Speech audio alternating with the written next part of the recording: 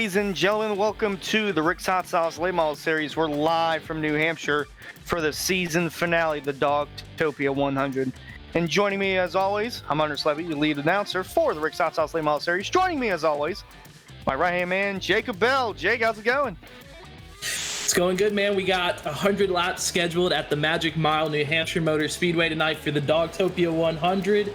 16 drivers out there practicing right now, so it's going to be quite the event, quite the interesting race we're going to have, and most importantly, the standings. Coming into tonight, we got a close battle for that 12th and finals playoff spot. As you see the top 10 on your screen right now, Matthew Robinson really leading the way with a big points gap, but after tonight, the top 12 are going to lock into the playoffs, and the points will reset. So that 31-point lead, Hunter, for Matthew Robinson is going to go away. Indeed it will, and it puts guys in the back like Cliff Mullins, Sebastian Taylor, and Dawson Miller all at an even level playing field once the standings get evened out. There you see our back half. You see Jacob York there. He was our winner last week, finally pulled through and got the win. And right there in the 12th spot, it's Jerry Glenn holding on to that last playoff spot. And holding on just in time, Jerry Glenn, who's missed the last few races, he is in the field tonight to claim his final playoff spot, so he will more than likely get the 12th spot. Considering the number 35 of Justin Lemke was the only one really in striking distance, he's not here tonight, and no Ryan Twynham either, so it looks like the top 12 in points are pretty much locked in for the playoffs, and after tonight, we'll know exactly how they stand. Indeed we will. We have about less than 3 minutes before qualifying here. Yep, 2:30 left to go. Seen some interesting lap times here in our practice session. How about the new guy, Michael Light, making his first start of the season, Hunter? He's came in, he's ran a 32.999. He is the fastest driver right now in the practice charts. And right behind him, his cousin, Jacob York. Those two, I'm sure they've been working together and talking amongst each other all week long. Jacob was really excited to get his cousin in the series, and Light is coming in here with the regular season finale at New Hampshire. I'm really excited to see what he can do. I think it's going to be an interesting mix to add to those front runners that we've seen throughout the season so far. Indeed it will, because it's typically been the last few weeks, it's been Shane Wolf and Robinson, even Sebastian Taylor, but now we have Michael Light, Jacob York up here mixing some things up, even Pierce Maffin in the top 5.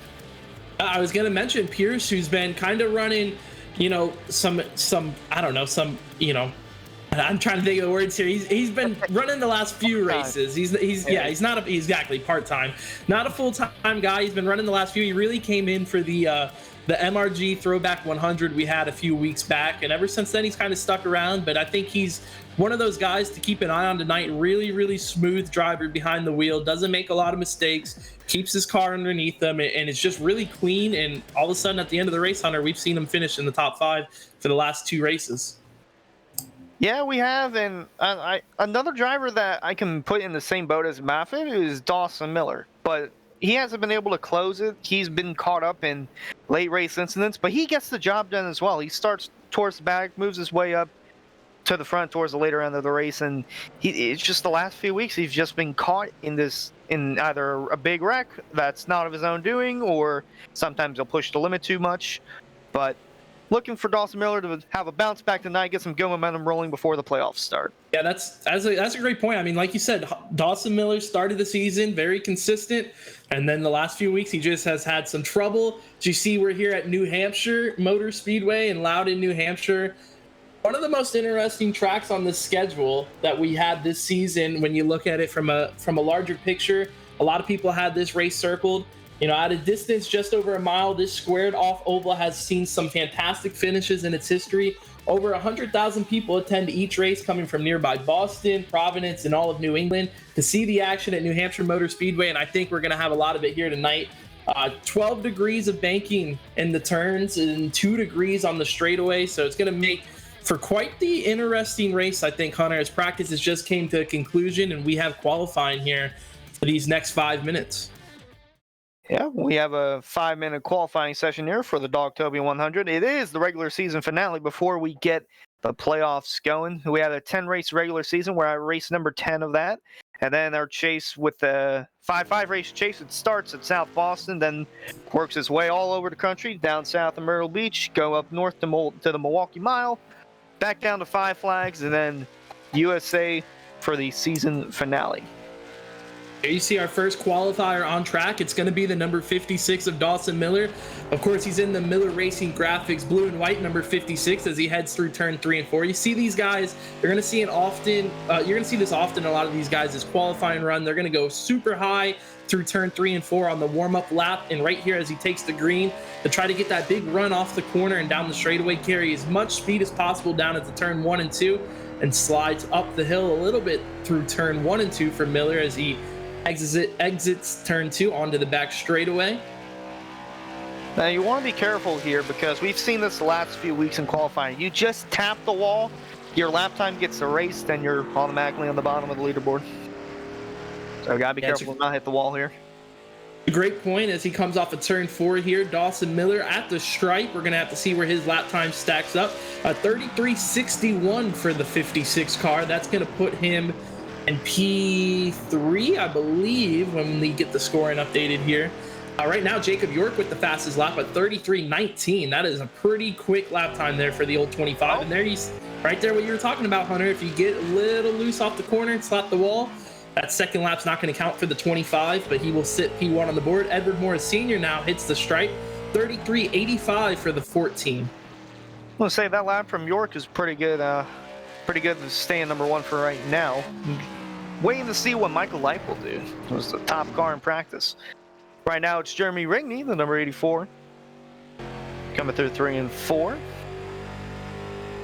Getting close to the wall, but don't want to touch it. Rigney was one of those guys who kind of joined in later in on the season as he runs a 33.53 there on his first lap. But he didn't make his first start until around race 4 of the season. Since then, he's been here every single week, and he's worked his way all the way up into a playoff spot. So I think Rigney's going to be somebody to keep your eye out for when these 5-race playoffs begin. Would you have him listed as sort of a dark horse for the playoffs? I would, because like I said, joining later on in the season, you don't really...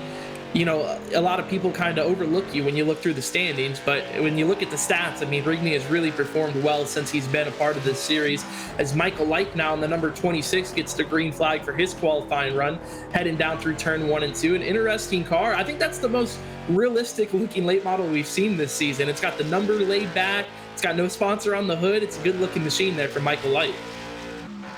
Dude, it is. It's got some nice scheme coloring on the side of the car too. So you see Shane Wolf just went to the top of the charts with a 33.085. Let's see what Michael Light puts up here as he's coming off turn 4 down the front stretch, crossing the line. It's going to be a 33.138, so that's good enough for about the second spot right now. It's Pierce Maffitt, the number 15. Talked about him a little bit earlier in practice. So he hits the stripe there at 34.94. That's, I thought it was a 32.94. So not the lap Pierce was hoping for there. Caleb Steimer, the guy made his, one of the drivers who made their debut just a couple weeks ago in the Rick's Hot Sauce Late Model Series, making his second start of the season. Coming through turn 3 and 4 in the green and white number 36. See where his lap time stacks up. As he hits the stripe here, it's going to be a 33.57 for Caleb Steimer, so not a terrible lap time. It's going to put him P9 right now on the qualifying charts. So you see the 40 of Matthew Robinson, one of the guys who's been really, really strong all season long, Hunter. 3 wins already. Yeah, he's been one of the top 3 contenders all season for the Rick's Hot Sauce Late Model Series. Didn't have any laps down in practice, but interesting to see. Right now he's currently 3rd quickest, and there's Caleb Steimer coming through 3 and 4 once more on his second lap. About 30 seconds left to go in qualifying. Steimer not able to pick up. Oh, he is. Yeah. And I believe that might just about do it for qualifying. We got 3 drivers yet to make a lap, but with the timer running down here, these guys only got about 15 seconds left to get their lap time in, and I don't see anybody else on track. So it looks like James Shane Wolf in the number 1 is going to put down the fastest lap in qualifying. Yeah, really shocking to see Sebastian Taylor there amongst the drivers not to put a lap time down. Here's our qualifying order presented by America's Auto Auction of Western Michigan. Shane Wolf on pole, followed by Michael Light making his late model debut in 2nd. 3rd is Matthew Robinson. 4th is last week's winner, Jacob York, and rounding out the top 5 is Pierce Maffitt. And Jeremy Knapp is going to qualify 6th fastest out of these drivers tonight. Cliff Mullins in 7th. The 8th spot's going to go to Dean Gagliano, and then Jeremy Rigney and Caleb Steimer is going to round out the top 10 qualifying spots. And then the rest of the field, it's Johnny Collier, Josh Collins, Dawson Miller, and Ed Morris Sr. And the 3 drivers that did not put up a qualifying time is Rick Ward, Jerry Glenn, and Sebastian Taylor.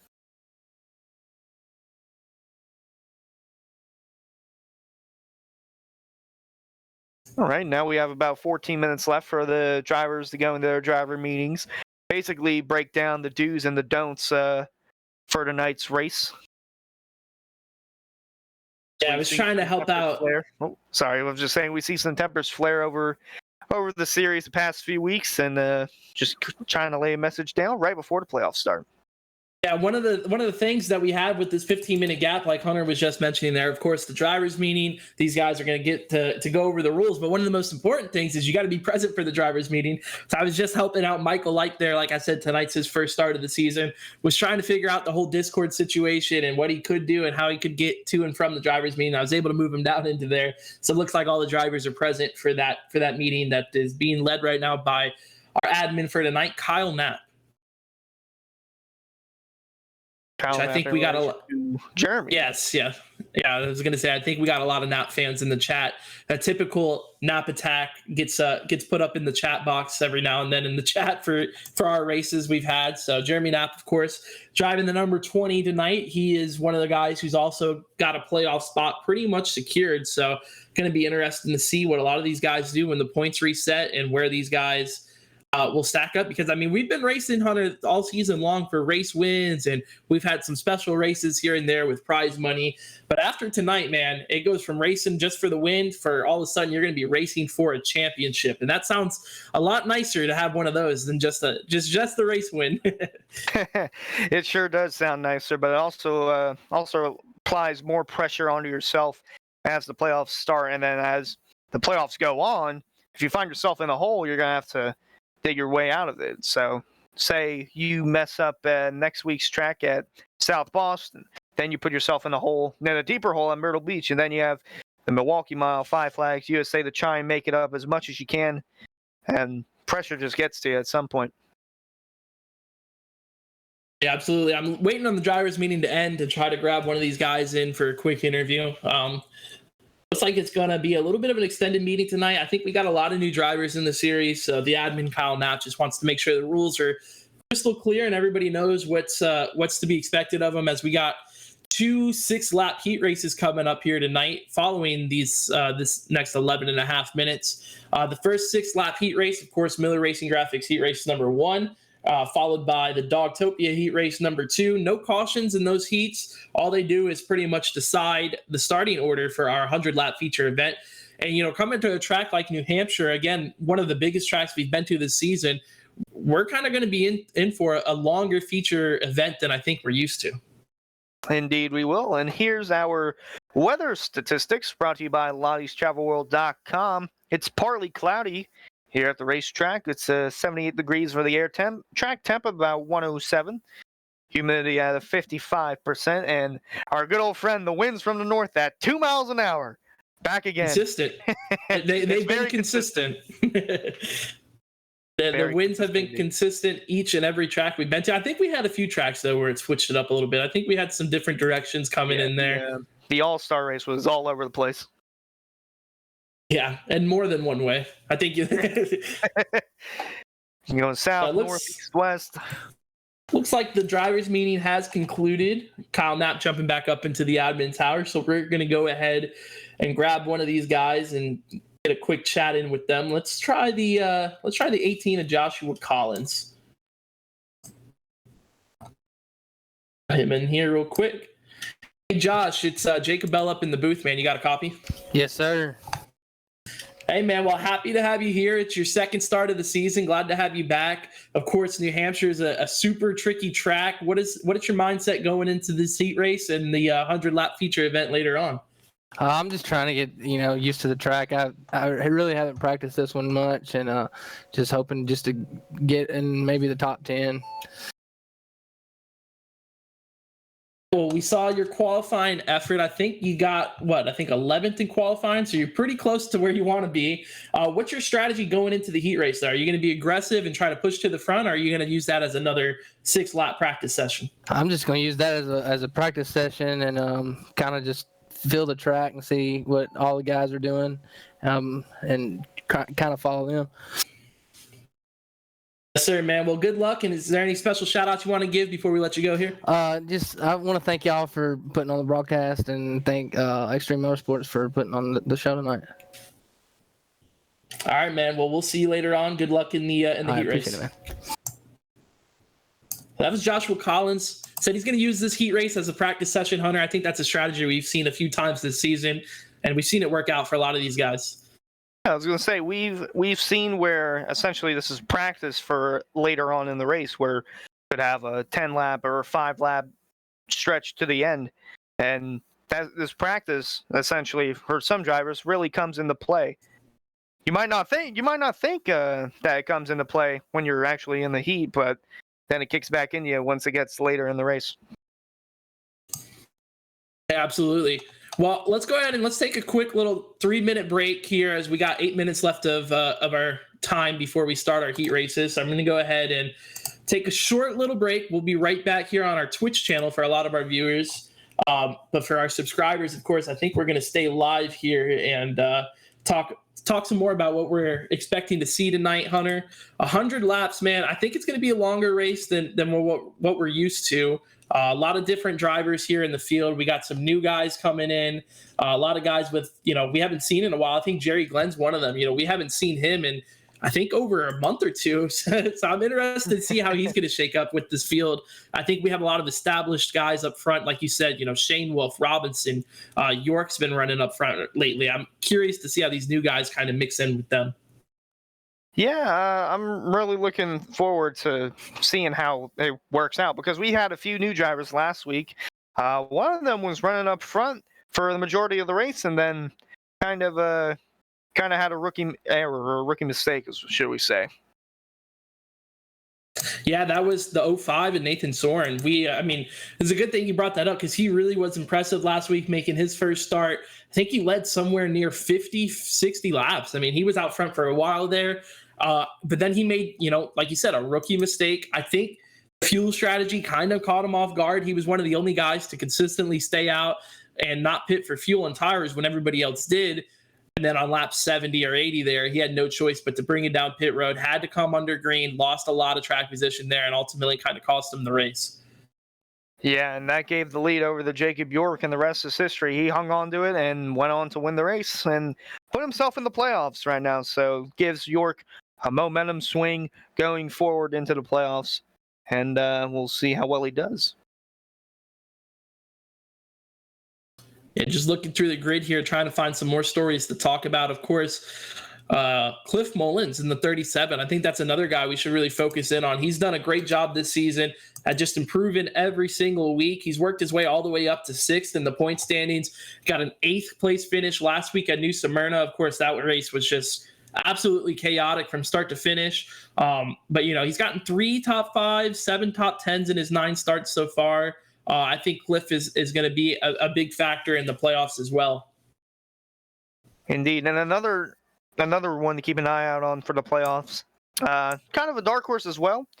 Go with Dawson Miller in the 56, that Miller Racing Graphics car. He's really improved from the start of the season.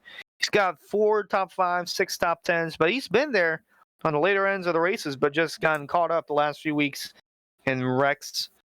Some of his own doing, some not of his own doing. But I think come around playoff time, when it's crunch time, that 56 car is going to find his way in the front. Yeah, I think that's a good point out too. Another guy that I want to get the chance to talk to real quick, actually, is going to be the 34 of Rick Ward. Hey, Rick, it's Jacob Bell up in the booth, man. You got a copy? Uh-oh. I not have no Rick Ward. Hey, Rick, you got a copy? Oh, I think maybe he was speaking up there at the end. Let's try it again. Hey, Rick, you there, man? I thought he was there, Hunter. I thought I heard him speaking up there at the last second. No Rick Ward, no interview, unfortunately. No. A lot of these guys like to use the break to go run to the bathroom real quick or go get a snack before the racing really starts. So let's get a chance. How about who else we got? Let's see. You got anybody you're looking at, Hunter? You want to get a quick chat in with? I'm looking at the 41 of Dean Gagliano. Okay, let's see if we can find Dean.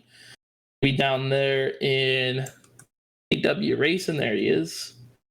Bring him up. Hey, Dean, it's Jacob Bell up in the booth, man. You got a copy? Yes, sir.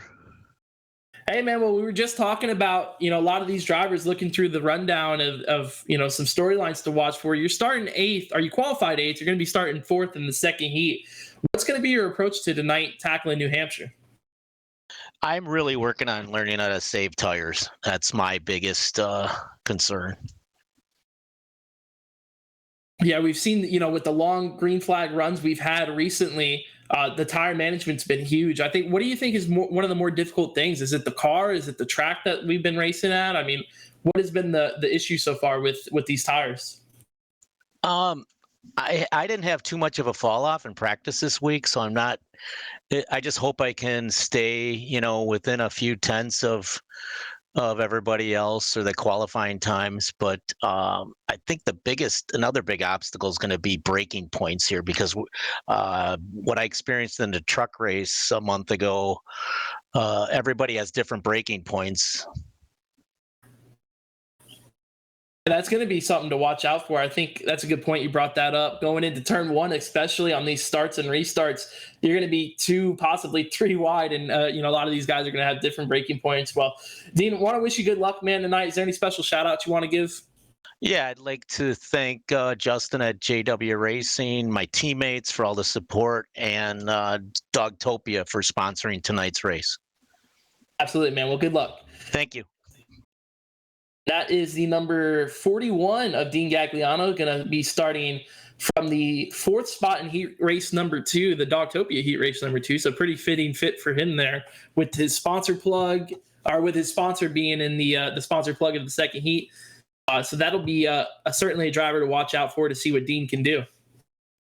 And we mentioned earlier how these heats, it's like practice essentially for late race scenarios, but we've seen a good bit of wrecks come from these heats as well.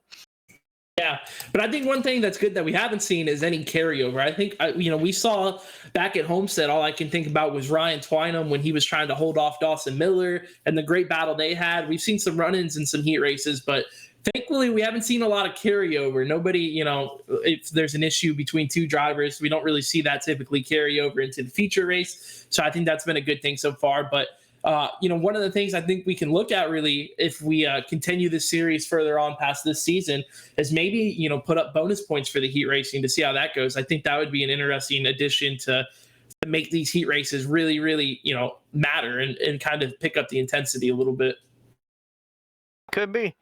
All I think about from that Homestead, from the Homestead heat races is everyone sliding through 3 and 4. Oh, yeah.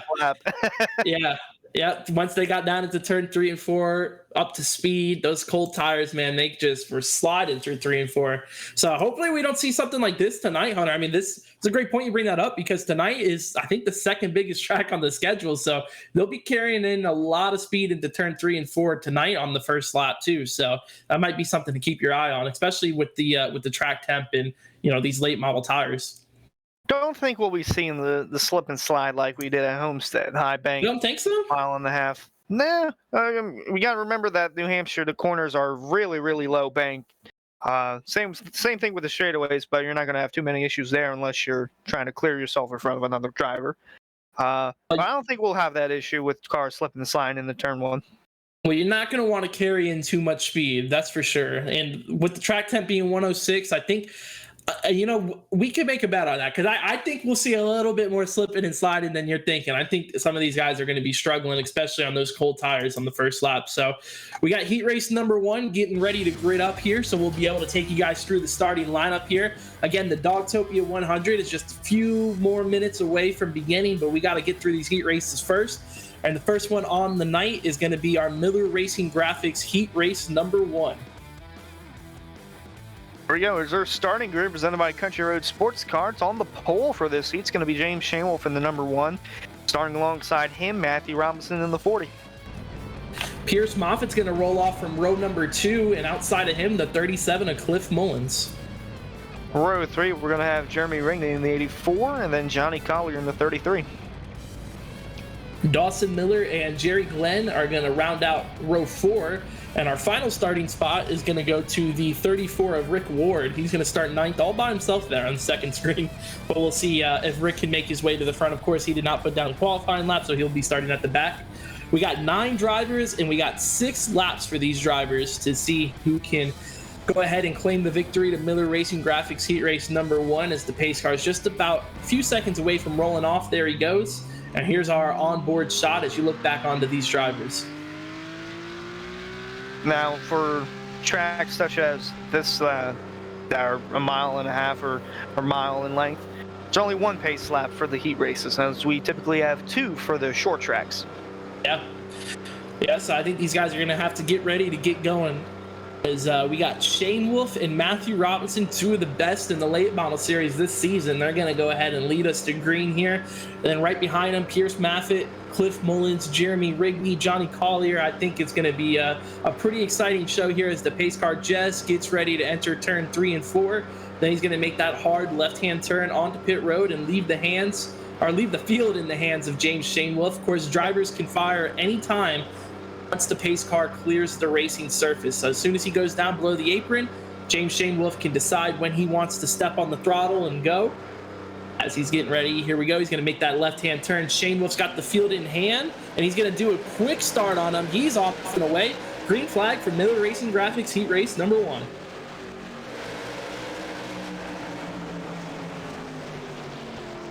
Really, really good start there by James Shanewolf. He's able to clear Matthew Robinson, jump out in front all alone.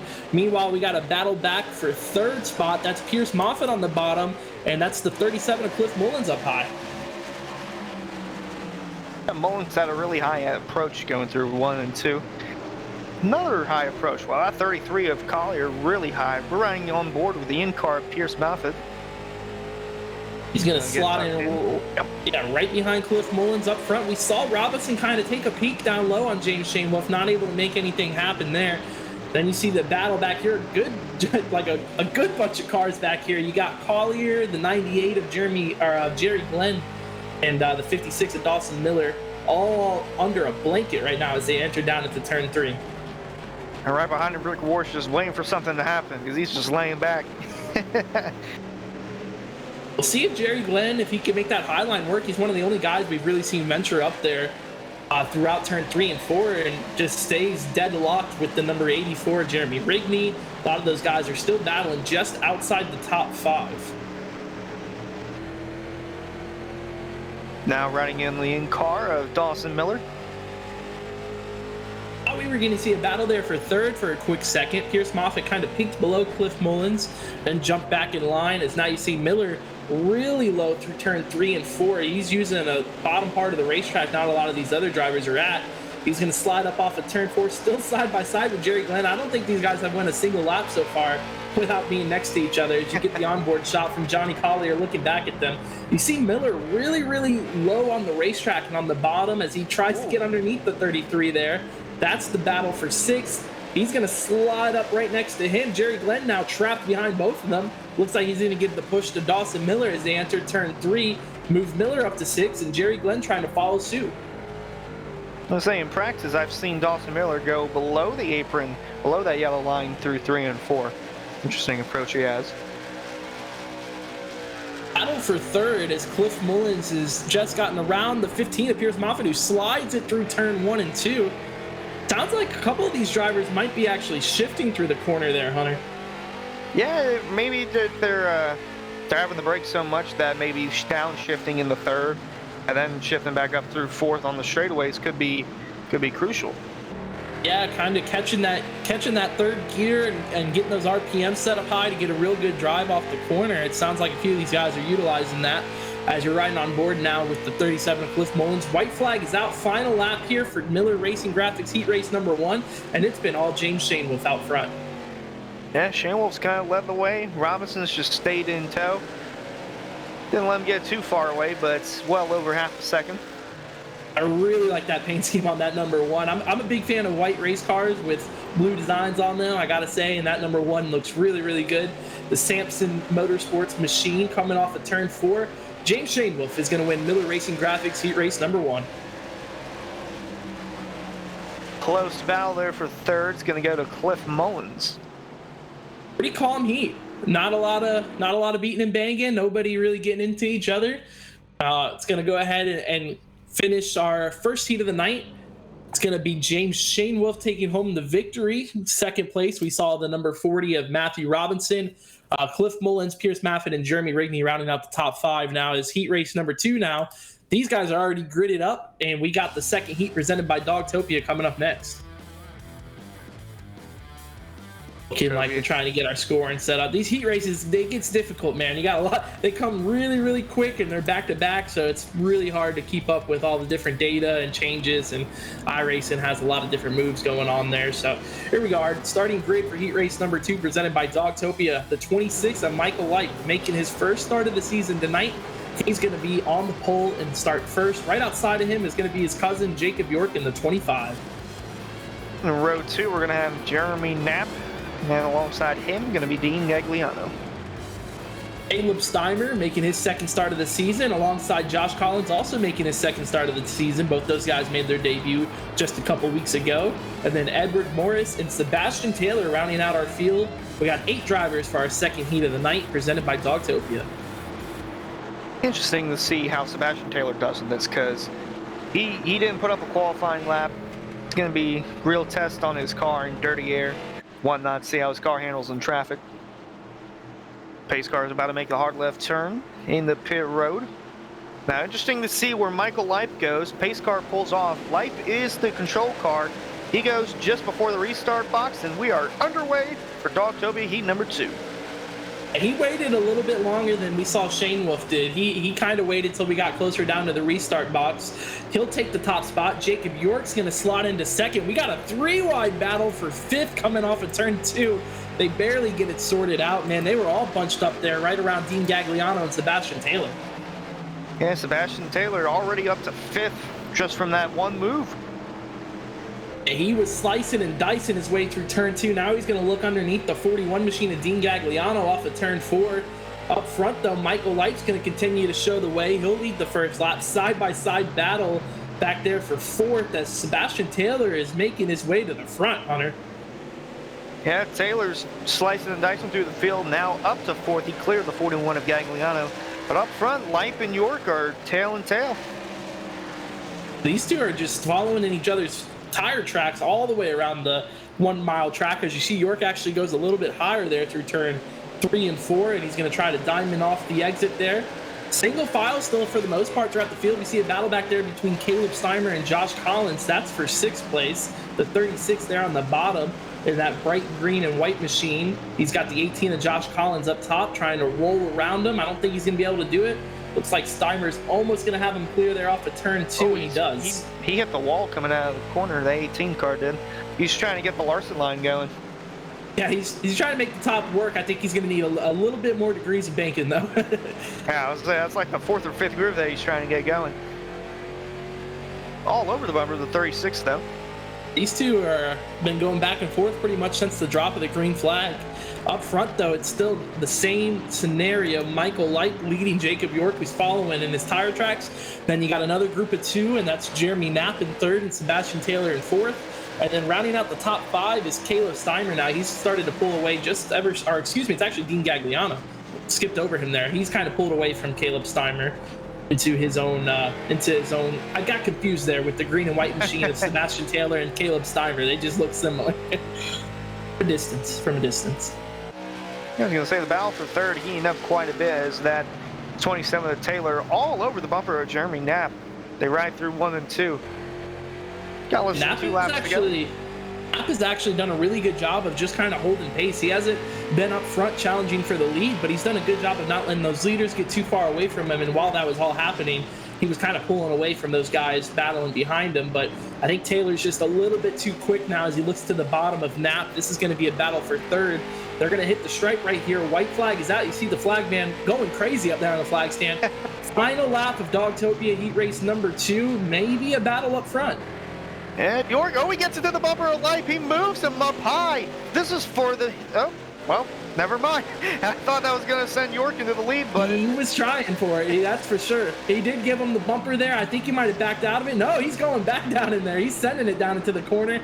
Life is going to do his best to protect. The cousins are going at it up front for the second heat, presented by Dogtopia. It's not going to be enough. Michael Life is going to win it. Wow, that would have been interesting for a bump and run for a heat win. Yeah, I think might not have been so friendly after that, but I think Life did a good job hanging on to it. He holds off and he wins heat race number 2, presented by Dogtopia. And now it's time for the big one, Hunter, the Dogtopia 100 tonight at New Hampshire. The regular season finale is about to get underway. We got 17 drivers lined up and gridded up, and we got the heat races out of the way, and now all that's left is these next 100 laps. Indeed, that will. It'll be go time for these guys. See which one can get a good finish and keep that momentum rolling once we get the playoffs going. So we get a look at our starting grid now, presented by Country Road Sports Cards LLC. James Shanewolf, the heat race number 1 winner, is going to start on pole for our feature event, and outside of him, the 26 of Michael Light. In row 2, it's going to be the 40 of Matthew Robinson, and alongside him, last week's winner, Jacob York. Cliff Mullins is going to roll off from the 5th starting spot, and Jeremy Knapp will be 6th. Row 4, that's where you're going to find Pierce Maffitt. Outside of him, the number 27 is Sebastian Taylor. But then in row 5, we're going to have Jeremy Rigney in the 84, and alongside him, Dean Gagliano in the 41.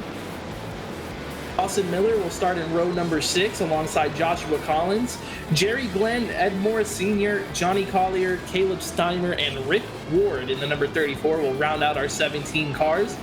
Ryan, I guess you're kind of filling in for Harold if you had an idea of who your pick's going to be here for tonight.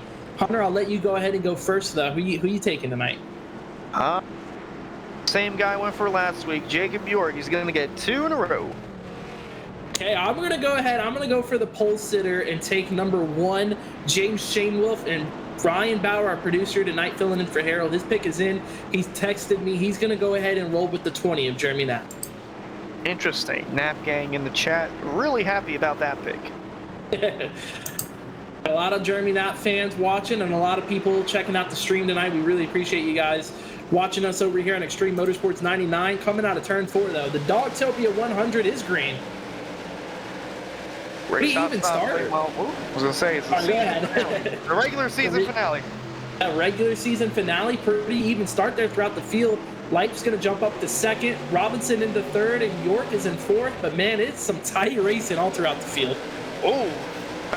Yep, just saw the 18 Collins going to the wall there. Almost had Life going to the wall on the initial exit of turn 2.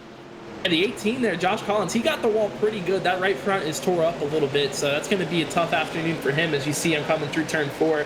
A lot of damage on the right front of that machine. He's running back there in the 14th spot, but hopefully when he comes down on pit road, they'll be able to get that fixed.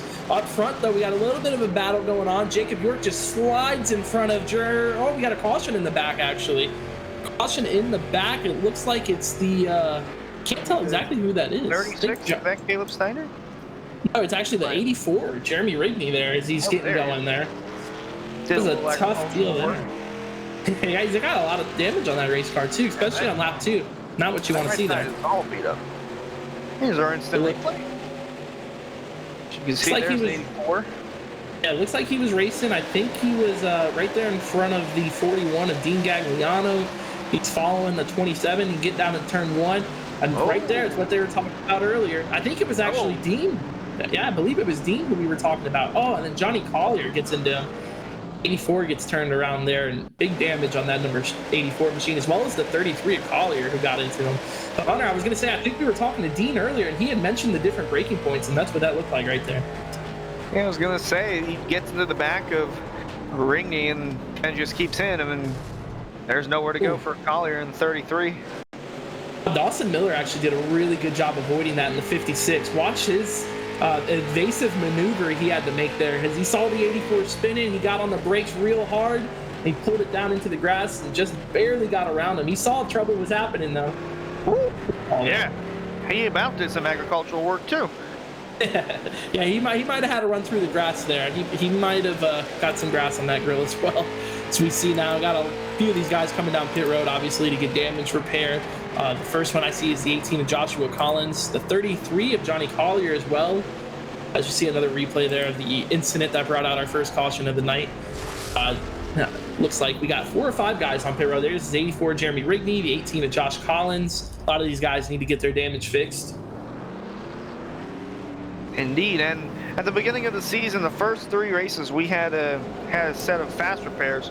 After that, we don't have them anymore. So that 18 car, Josh Collins smacked the wall on turn 2, lap 1. That puts him in the pickle. Now, you're making a correct point. We're not supposed to have fast repairs, but I just saw 3 or 4 guys stop in their box and get brand new race cars, so I'm going to have to see what the information is on that, but there is definitely at least 1 fast repair to my knowledge from what I just saw. Intriguing. Trying to get some info on that real quick. But yeah, I mean, the 18, if you take a look at his car, I mean, it's brand spanking new now. Oh, just got a text here from our producer Ryan, filling in for Harold. There's 1 fast repair. Okay, so yeah, a lot of these guys were able to come down and get their use their 1 fast repair now as we get a reset going on here. For our restart up front, it's the 1 of James Shanewolf. He actually is going to choose the top here on this restart, Hunter. He's going to try and get that launch and then get the run through 1 and 2. It's an interesting approach. Here we got, that's the 40 of Robinson blinking in and out. All right, we're gonna try this once more. Pace car about to make a hard left turn onto pit road. The 1 of Shane Wolf, the control car, light on the bottom. We're back underway here at New Hampshire.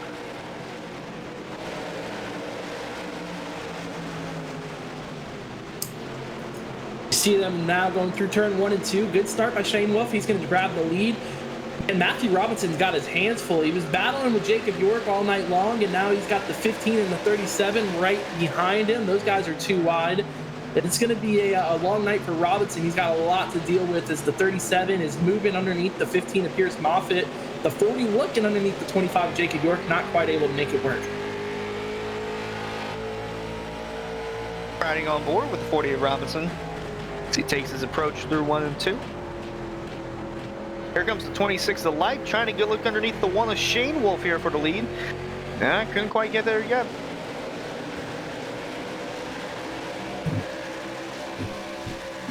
.40 car is blinking as fast as I'm blinking. Yeah, a little bit of a connection issue going on there with Matthew Robinson. As Shane Wolf is just trying to protect his lead as best as he can. These guys are going really low through turn 3 and 4. That's something different I'm noticing between the heat races. So you see the 27 that Sebastian Taylor pop out of line. He's looking underneath the 37 of Cliff Mullins. That's a battle for 6. Matthew Robinson, though, lays down the fastest lap of the night. I was going to say, mention that through 3 and 4, because we saw in the heat race, York was diamonding it in the corner. He would go high and then exit low to get a better exit off turn 4. I think as the race goes on, we'll begin to see that come into effect.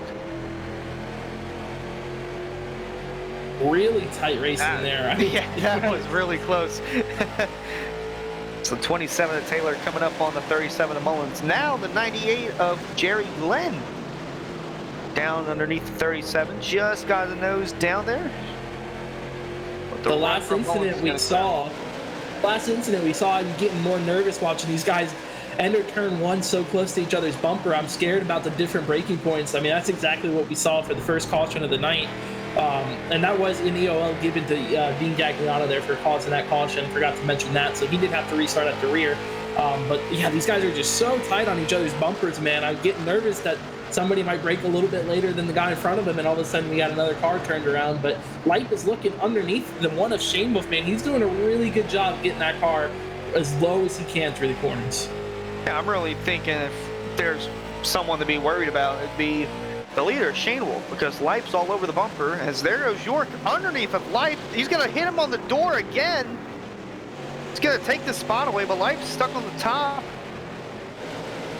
York didn't quite clear him yet, as Light has a little bit of a run here. We're watching off the back of Shane Wolf. That's the second time these guys made contact tonight.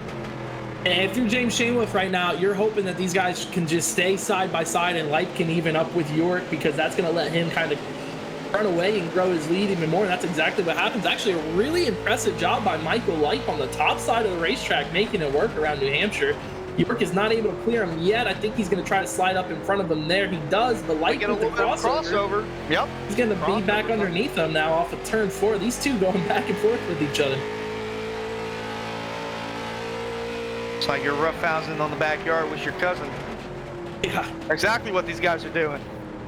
They're still side by side, man. Now York is making the top side work through turn 1 and 2. Matthew Robinson in the 40 is on their back bumper, just waiting to kind of pounce on whatever mistake happens. We've seen these guys, as Hunter mentioned, get into each other a few times already. As York has almost cleared him down into turn 3, Light's going to battle back on the bottom side of the racetrack, man. These two are racing each other hard for lap 12. Yeah, I was saying, oh my goodness, they're nearly hitting again on the front stretch. I was going to say, this is a good thing for Shane Wolf, because he likes to see these guys battle side by side. Then you get away from them just a little bit. He stretched it out to about 4 car lengths now. So they're still door-to-door for second. Yeah, exactly. I actually anticipated Shane Wolf to grow that lead a little bit further than he has. I mean, these guys being side by side, Shane Wolf hasn't really driven away, if any, I don't think, so far. So that's kind of an interesting thing to learn there, that the top side seems to have a little bit of speed, considering those guys were able to stay right there with him. York finally clears the 26 now, and he's got his sights set on the leader, James Shanewolf, as they enter turn 1. Say, yeah, a little bit of a pack for him. You see about the top 9 or so in this group, and then the back half of the field just all mumbo jumbo as well, as you can see.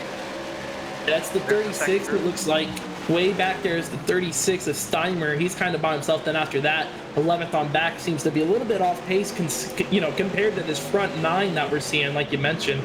These guys are really hooked up. It almost would look like a super speedway style of racing if you consider the draft and a big single file line because of how spread out the field is. But really, you see Shane Wolf and York, man, it is tight racing for these top few spots. I say York is not afraid to make contact. We've seen that quite a bit tonight already. Especially through here. Turn 3, York drives it in deeper than anyone I've seen tonight. Well, I might be wrong and completely misinformed here, but I believe turn 3 and 4 has a little bit less banking, if I had to guess. So when you get into the corner a little bit, hotter than you would like, you don't really have that banking there to catch you like you do down in turn 1 and 2. I think it's a slight difference, if any, but I think that's why you're seeing a lot of these guys more so make contact on that end of the racetrack versus the other end of the racetrack. As you see now, the 27 of Sebastian Taylor quietly working his way to the front yet again. He's on the bottom of Pierce Maffitt. That's a battle for 5th. But Sebastian Taylor started in the back of the heat, had to work his way up through there. Now he's had to work his way up through the start of this race. He started 8th, and he's looking for the 5th spot already in that number 27. Not able to get it. Pierce Moffitt's going to go ahead and shut the door on him, and we stay single file throughout most of the field. I was saying, in a way, this is like pack racing. Yeah, almost. I don't start to lose the pack. Well, I don't know if we saw that though necessarily with Shane Wolf. York gets into the back of Shane Wolf. Shane Wolf slides up the track. He's going to keep it going, but another contact move from Jacob York in the 25. He now moves to the lead. Let's take a look at the replay here and see exactly what happened. As I mentioned earlier, the leave. Jacob York sends in the turn 3 deeper than anyone in the pack. He kind of kept the one straight. If he doesn't hit it on the second time, he's spinning sideways. I don't think. Yeah, Shane will fall all the way back to 5th. I don't think he's happy with that move. I mean, there's a little bit of damage there on the left rear, but of course, with the fast repair we do have, I don't think that'll be an issue if we can catch a caution. But just listening in on the radio there, I can tell you, just plain and straightforward, Shane Wolf is not happy with that at all. No, I wouldn't be happy either. We're not even a quarter of the way in the race. I think he's going to keep that in his back pocket for later. I don't know if Jacob York's made a lot of friends so far tonight. At the 26, we saw a few run-ins with him. We saw a few run-ins now with the 1 of James Shanewolf. I know Matthew Robinson and him have already had their issues in previous races, so He's gonna have a lot of people not happy with him at the end of this one. As Michael Light now looking on the top side of the racetrack, almost getting a run on the 25 of Jacob York. Man, those two have been really similar in terms of speed and lap times. But one thing I'm thinking as I'm watching these guys race with each other, I think the 40 of Matthew Robinson is playing a lot more patient and kind of saving his tires a little bit better than these guys. It's looking like that's a preferred line going into turn 3 here. Oh, unless York comes down in front of him. 26 now on the bottom. Got Chicken Coop on the side. Yep. Got a real good shot of Chicken Coop there as he's able to clear the 26. I'm serious, Hunter. I really think Matthew Robinson is trying to be as patient as he can, and he's kind of banking on a long run and having better tires here in 20 or 30 laps. Oh, yeah, no question about it. Peaks to the bottom now. I'm not sure if he's actually trying to make the move there, or if he's just trying to get a better angle into the corner. Do you see York kind of slide up through turn 3 and 4? Light again taking a peek underneath him, not quite able to get there, but he is on the back bumper as we've seen so far throughout most of his race. 21 laps now in the book. We got just under 80 laps to go, and a lot of these guys have one set of tires in the pits that I think they're going to be asking for by the time we get our next caution flag, or even in the next 20 or 30 laps. Yeah, could be. So you could see some guys split halfway, or you see some guys just go as long as they can on their original set of tires. Yeah, I think strategy-wise, it makes more sense if you know you only have that one set of tires in the pits, as you see Michael Light working on Jacob York again. You want to run this first set as long as you can and hope that a lot of these guys pit throughout the halfway point of the race. So then once you get, down in there, York is going to turn him sideways. York with an amazing save. Michael Light's going to take the lead, but Jacob York feeling a little bit of what the one felt. Oh, and he puts him in the wall. Oh, we got a wreck. We got a big wreck on the back straightaway right now. James Shanewolf is just, yeah, that's a big one. As you got Jacob York. Here's a quick look at the replay. See York and Light get together. York does a decent job saving it, and then watch what happens here with the number 1 of James Shanewolf. Does not cut him a break there and puts him right into the wall. I think Shanewolf might have got the worst end of that, but that's a big hit. Indeed, that was, and without a doubt in my mind, that was 100% a little bit of retaliation from Shanewolf that didn't work out in his favor. Yeah, he was not happy with Jacob York. And, oh man, he puts him right into the fence and goes almost barrel rolling down the back straightaway. I wonder what a lot of those guys further back in the pack were thinking when they came out of turn 2 and saw the one's roof numbers staring at them. I can only imagine, but man, oh man. A lot of contact already. We're about a quarter of the way in. So we'll see what the call is there, because there was a lot that happened. You had the initial contact here. As let's cover these pit stops real quick. We got a few guys coming down. I'm curious to see who decides to take tires and who doesn't. Pierce Moffitt in the 15 is the first guy leading them down. The 27 is Sebastian Taylor, another guy down here on pit road. We'll have to see if they decide to go 4 tires on these race cars, as they are just now hitting their box. 27 and the 15, actually 27 overshoots his box a little bit, has to back up. We'll see if we see anybody's tires, or right sides or left sides, get jacked up. I see the 36 back there. Right sides are up on that machine. I don't think anybody else is taking tires though. Looks like the 33. 33 taking tires, the car back there. Yeah, the 36 and the 34. All 3 of these guys taking 4 tires, it looks like. Other than that, I think everybody else kind of saving their set for later on in the race, as we got the pace car now coming through turn 3 and 4. And I'm really curious what the call is on that incident, because like I said, we had the initial contact between the 26 and the 25, and then we had the contact with the 1 and the 25 that actually brought out the yellow. So we'll have to see what they decide there. Possibility of getting out 2 EOLs. And they just announced the EOL is going to the number 1 of James Shanewolf. Wow. Again, I think the rule book states it's what technically triggers the caution, which was the contact between the 25 and the 1. So that's why the 1 of James Shanewolf is being given the EOL for that mistake there. Is really surprised that Shanewolf didn't get anything else other than the EOL.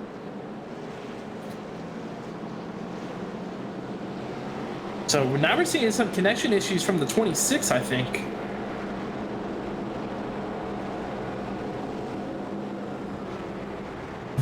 He's Now it's settling out. It was dropping out, and then it was. he's still out there on the track, but we'll keep an eye on that. So we've seen that happen before. There's the pace car making our left turn once again. So Michael Life is going to be the leader. Have a little bit of a stack up towards the back part of the field, but we're back green. So you got Michael Light, Matthew Robinson, and now Jerry Glenn. That's the new top three. And then how about fourth place Dawson Miller and fifth place Josh Collins in the 18 as he slides up off turn 2 there. Some new faces in the top 5. Indeed there are. And we could be seeing the guys that pitted all the way in the back work their way back to the front. So every time we see the shot change like that, that's because the 26's connection is actually dropping out. So as you can see, he has a little bit of connection issue going on still.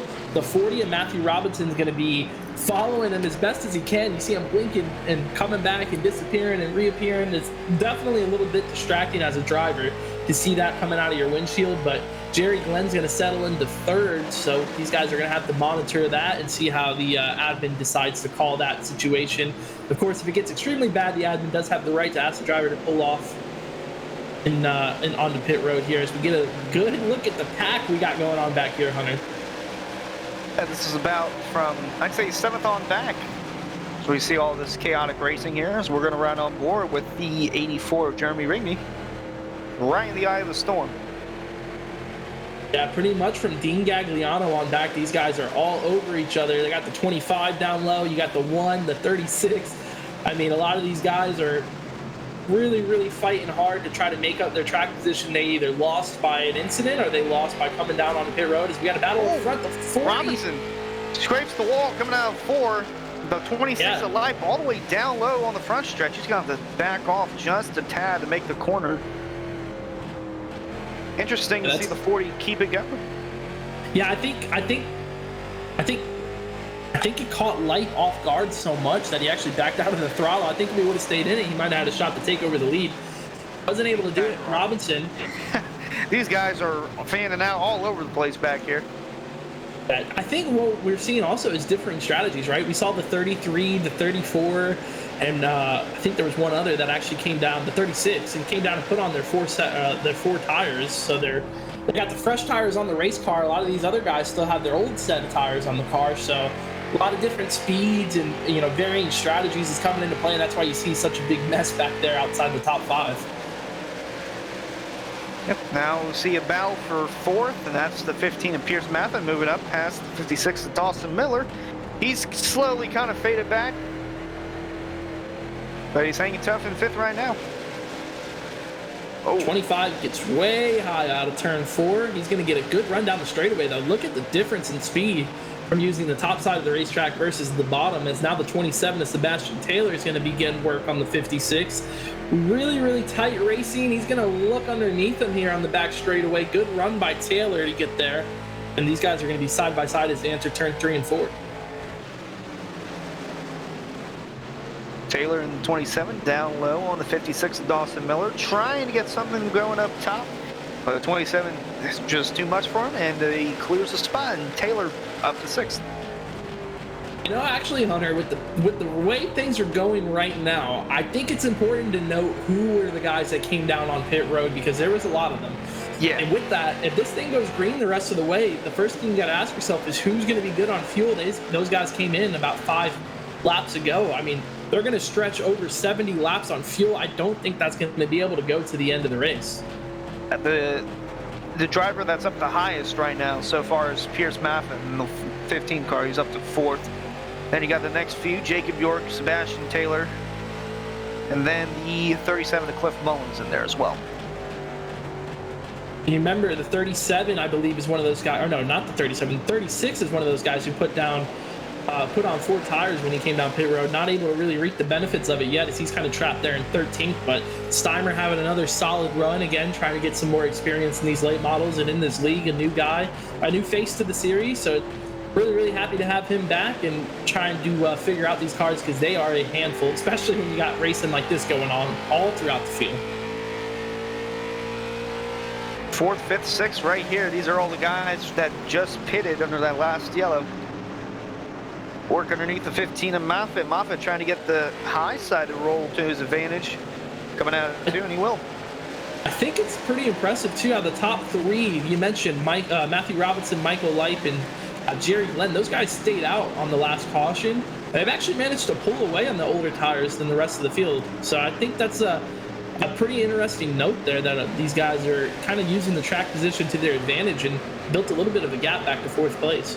Should also point out that the 56 of Dawson Miller and the 41 of Dean Gagliano also have not pitted yet. Yeah, I think they've struggled a little bit in terms of speed tonight. Obviously, we saw Dean actually get into that first caution flag of the race. So those guys have been a little bit down on speed compared to those front 3. But I think Robinson showing the way right now in the 26 of Michael Leip actually side by side now for the lead as they come through turn 4. These guys seem to be really quick on these old tires. They're in zip code of their own. 26 of Leip down low to 40 Robinson entering high. Going to ride on board Jerry Glenn here in the catbird seat in case anything happens to the top 2. Leip doing a good job getting as much momentum as he can off the corner on the bottom. Of course, the top is the preferred place to be on the straightaway, so you see Robinson kind of pull ahead a little bit, but then side by side toward the corner. Look how sideways that 26 got there. Really working hard on the bottom there to try to take away the top spot. Here comes that run on top for the 40 of Robinson. Looks like Leip's going to get the lap that time by. Robinson with a deeper dive going into turn 1. Leip, you see him there. You see his exit on turn 2 that just propels him down this backstretch. That was a really good corner there by Matthew Robinson, though. He did a good job fighting hard on the top. I think turn 1 and 2, it's really tough to make it work.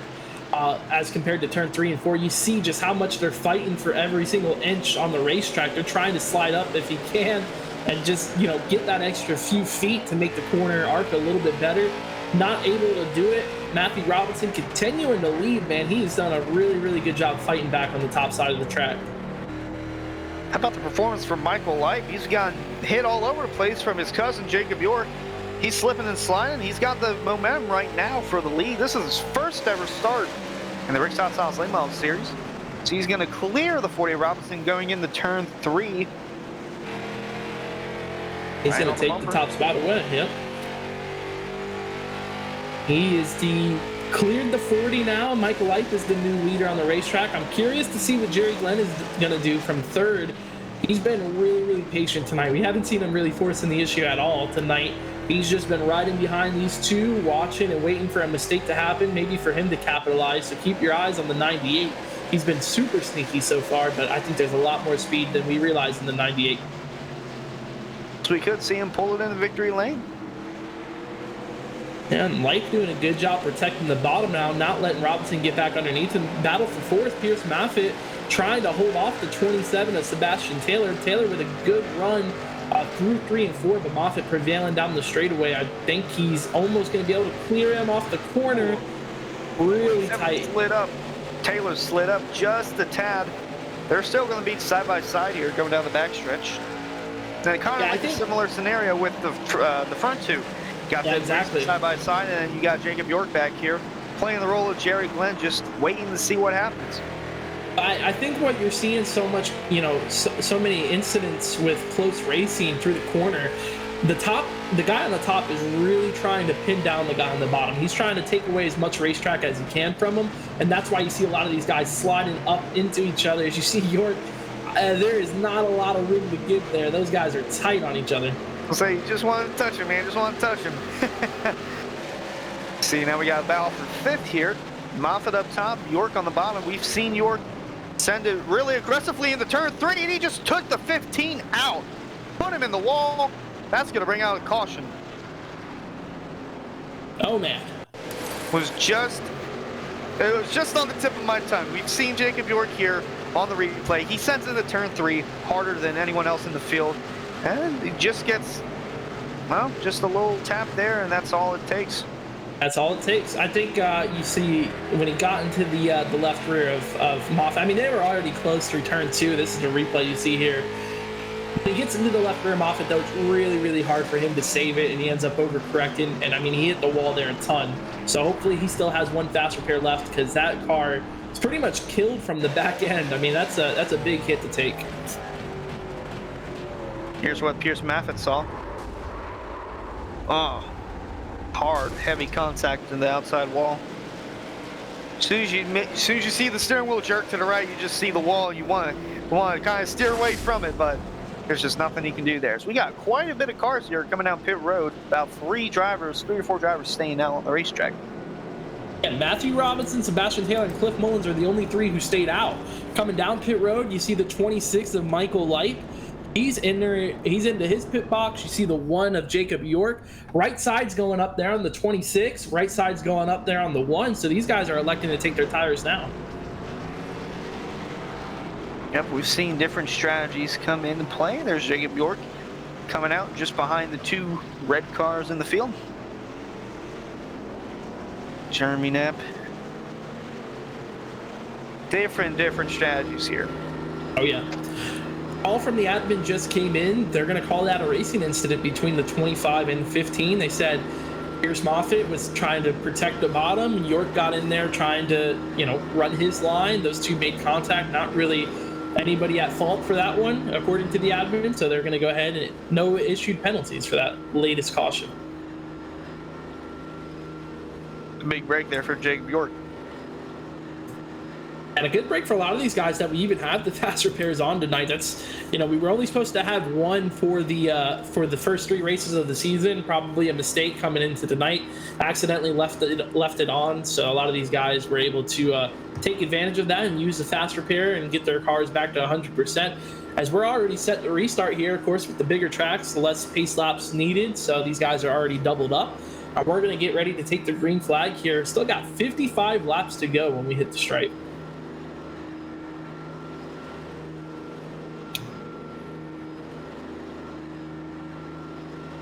Just checking to see who's used their fast repair. So Jacob York, Johnny Collier, see Shane Wolf, Moffitt, Jeremy Rigney, and 18 of Josh Collins. They've all used their fast repair. So got to keep it clean here for about 55 more laps. Pace car pulls in. The 40 Robinson jumps up high. We're back green in New Hampshire. Yeah, he got a really, really quick start there. He didn't waste a lot of time. As soon as the pace car was in, he was off.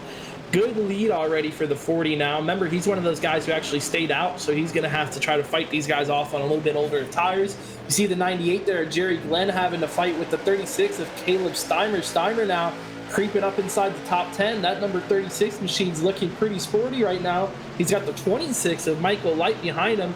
Remember, Light in the 26 and the 1 of James Shainwolf, those 2 drivers just came down pit road and they took their only set of tires, so they are on the freshest tires compared to everybody else left on the racetrack. On board with Shane Wolf here going in the 1. See the 98 of Glenn shoot up high, getting a little too close to the 26 of Light. They make contact. Light's going to keep it off the wall. Wow. What a drive from Light.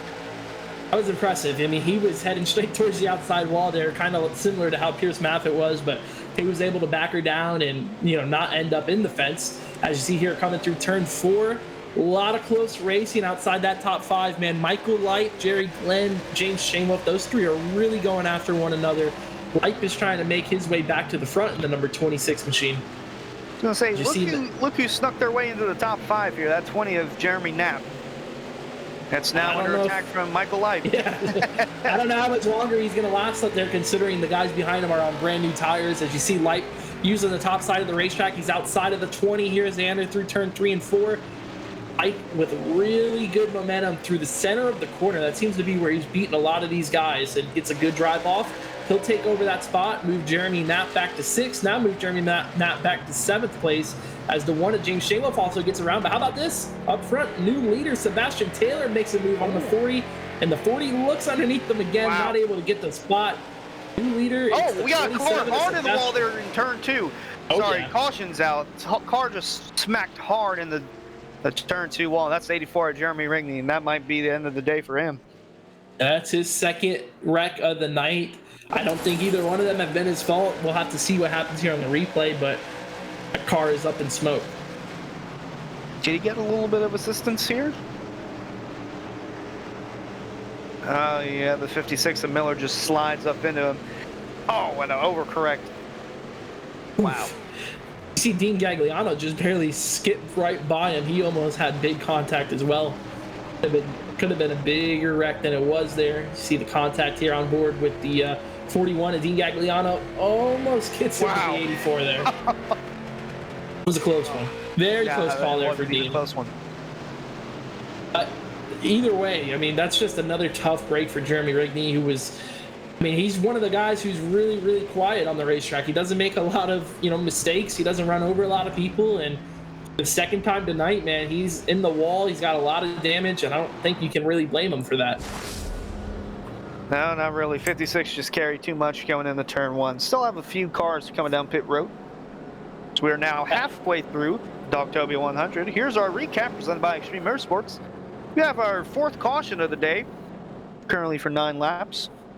Our fastest lap time, a 33.389 to the 40 of Matthew Robinson, currently running second right now. And our leader at the moment is Sebastian Taylor. But that's been like a revolving door. We've seen Michael Live, Jacob York, James Shanewolf, 40 of Robinson, now the 27 of Taylor. We're halfway through. Who knows what can happen in the next 50 laps?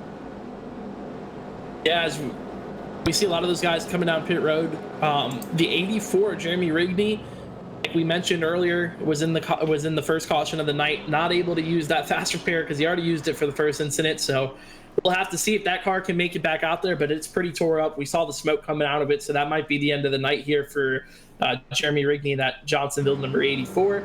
Up front, though, the iRacing pace car is going to get the 1 to go signal here under this caution flag. And Sebastian Taylor, who just stole the lead away from Matthew Robinson, he's going to choose the top side again. So a lot of these guys who have been leading on the restart, we see them choosing the top pretty frequently, so maybe a big advantage there. They get the top and it just catches everyone off guard because you don't expect them to get that big of a launch. You expect it more on the bottom rather than the top, and just catches them off guard. We'll get set here to go green with just under 50 laps to go. It's actually going to be 48 to go when they hit the stripe. Sebastian Taylor is our leader. You got the Matthew Robinson machine in second. Third place is going to be the 25 of Jacob York. Michael Lipe is in fourth. And then rounding out our top 5 here on the restart, the number 1 of James Shanewolf. Remember, him and the 1 and the 26 are on fresh tires, so keep an eye on those two to see how they pick their way through the field. I would also like to point out that the 40 of Matthew Robinson, he's yet to pit. No. Yeah, I don't think he's pitted yet. He's not pitted yet. All right, here we go. Back green. Lap Look 52. at the 1. I wanted James Shanewolf followed with the back bumper of the 25. I don't know if those two have forgotten about what's happened between them, and I think that whole little train there on the bottom, the 40, the 25, and the 1, there might be a little bit of bad blood. Might as well throw the 26 in the mix as well. I know he's making his debut tonight, but we've seen some incidents between these 4 drivers right now on the screen. Oh, yep, the 25 did not forget. He gets into the 1 with Shanewolf. He slides up the track. Here comes Knapp on the bottom of the 98. But the run up top from Shanewolf, he's going to stay in the 5th spot right now. I was just about to say, I hope they keep a calm, cool, collected head, because we're halfway through. You have the rest of the race to... Oh, my goodness. They're still going at it. Shanewolf is sideways getting into York. He's going to spin into the inside wall. Another car collected in that as well. He's on the road course. This is not a good look right now for the series. That was that looked like an intentional trying to dump him there, if I could guess. But we'll take a look at the replay. We'll see what happened here. No caution, by the way. We stayed green. He drove it down into the corner, and he definitely hooks to the right there. And he collects another car in here as well. It's the 20 of Andrew Knapp. And I knew I was going to say that. It happens once every race. Jeremy. Yeah, let's be honest here, though. That's actually a really tough break there for Jeremy Knapp. That was none of his business. He wasn't involved in anything tonight. Just wrong place, wrong time, and the 20s tore up, and even add insult to injury, there's no caution for it either. There's no yellow for it. And I said it right before it happened. I would hope that they had kept it cool, calm, and collected and just played it smarter. Because now they got Jeremy Knapp involved in this as well, and it's just not to mention the 33 got a little bit of a piece of that as well. But Hunter, look, this is, I don't know if these guys are realizing this, but if there is an admin call to sign a penalty after this race for any of this on track, intentional wrecking, retaliation, whatever you want to call it, there you see the 56 now getting into it, the 15. These guys will get penalties that's going to affect their playoff standings. I mean, you don't want to start the playoffs 50 points in the hole. Yeah, you don't want to throw it all away just for this one race. I mean, you have a championship that you guys are chasing for. I really don't understand it. So it could hurt a lot of these guys, especially when you're talking about the 1 of James Shane Wolf, the 25 of Jacob York. Those guys are pretty much locked into the playoffs. If they get a penalty, actually, Hunter, I mean, if Jacob York gets a penalty tonight, he could get bounced outside of the playoffs, with Jerry Glenn being here tonight. So hopefully these guys are able to keep their heads on straight and kind of calm down. We've seen a lot of tight racing that's led to a lot of incidents, and right now we got a lot of tore up race cars, and 20 of Jeremy Knapp, just gotta feel really bad for him. I know he's got a lot of people watching, rooting him on in the chat, and he's all the way back now in 16th place, 14 seconds behind the leader for the tore up race car. Yeah, so we're riding on board 37 there, Mullins, right behind the 41 of Gagliano. Oh, we got a call here, the 40. Matthew Robinson from 3rd place. We had mentioned he has not pitted tonight. Well, guess what? He is hitting pit road under green right now. That is a interesting strategy call there for Matthew Robinson to wait that long to come down pit road, and now you have to take your pit stop under green. I don't know if that's going to be super beneficial for him. Could just be a gas and go to maybe try and stay on the lead lap. Yeah, that's exactly what I was thinking. He needs to take gas and go here, because if he tries to take 4 tires, I'm watching him now, he just overshot the pit box, still is not in his pit box, just now gets settled in. If they try to change tires under green, it's going to be a lengthy stop for him, and he will lose potentially more than 1 lap. He's still in his box now as the leaders are coming down the front straightaway. You see Sebastian Taylor there. They just now pass him going into turn 1, and the 40 is just now leaving pit road on the apron here. So really, really interesting strategy call for the 40 Cant. That's going to put him a lap down. I did not see the tires go onto the car, so I think he still has a set left. Oh, well, with a contact there from Maffin in the 33 of Collier. They're still really close going into the corner. I was gonna say, as we're finally somewhat calm, that incident with Shane Wolf and York has really separated the field here. Yeah, it has. And I was just about to mention, look who's running 5th. The 36 of Caleb Steimer, newer to the series, his 2nd start tonight, all of a sudden finds himself in the top 5 with a really strong run. As we got a battle here between 5 different drivers. This is for the 8th, 9th, and 10th spot, man. Those guys are going after one another. You see Edmond Senior almost getting to the right rear of the 56. 5 cars put him under a blanket now as they enter turn 3. I was gonna say, this is a good little gaggle of cars back here. Edmond Senior going on the outside of Dawson Miller, and he's still on the outside of Collier. So move Morris up to 10th, and that position's still under attack. Dawson Miller with a really, really low approach compared to the rest of the drivers, as we're riding on the backboard of Maffet's on board. And you see, we got one guy in the wall. That's the 18 again, Josh Collins. Turn 2 wall has not been friendly to him tonight. I saw him hit it. He hit the wall in the first lap of the 100 laps tonight, and he just got it again. Looks like not too much damage this time around, so he shouldn't fare off too poorly, but Collins has been getting really, really tight on the exit of turn 2, it looks like, so we'll have to keep an eye and see how he's able to adjust later on throughout the night. Riding on board here with Cliff Mullins, you see right behind the Dogtopia machine of Dean Gagliano. Those two are racing for the 6th spot. Dean's done another solid job of rebounding after the first caution of the night. He's all the way back up into the 6th spot, trying to kind of turn his night around. There's the 25 of Jacob York here, right on the bumper of Jerry Glenn for 3rd. You also have the 36 of Caleb Steimer there in the back, riding in the 5th spot. And here comes the 25 of York, and the chicken coop number 25, with a little bit of a dive underneath the 98. It's going to be there down the backstretch. These two are racing pretty hard now. I was just about to mention, while we're watching the onboard shot with Jacob York here, we actually got a caution now coming out on the racetrack. I'm trying to locate exactly where that's at. Could be the 14 of Ed Morris. Yeah, I think it's the 14 Edmore Senior. It's like he's speeding up. I don't know if he's trying to go get somebody. To see, take a look at the replay here by people who are wanting to go studios. You see the 14 Edmore Senior racing hard there with the 56. Ooh, It looked like he might have came down on him a little bit there, but just about to say, it looked like he was coming down. About to get aerial view. There it is. There's the 56 along the line, and then yep, the 14 just comes down. Josh Collins, another little contact there with the right front of that 18 machine. Right on board with him. Not really anywhere for Josh to go here with this one. I mean, see the 14 and 56 racing hard in front of you, and you don't just you got no time and really no track. He got right next to the inside wall trying to miss it, and just barely got a piece of the 14 there. So hopefully that's not too bad of a damage for the 18 Josh Collins here, as it's brought out yet another caution.